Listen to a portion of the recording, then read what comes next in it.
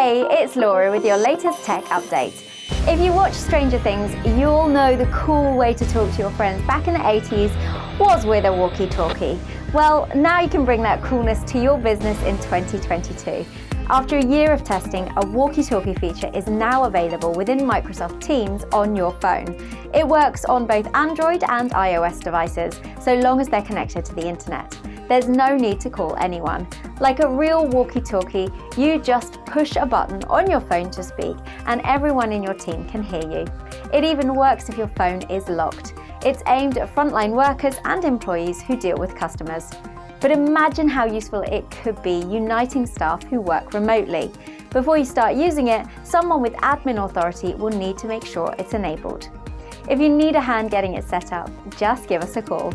That's your tech update. More next week.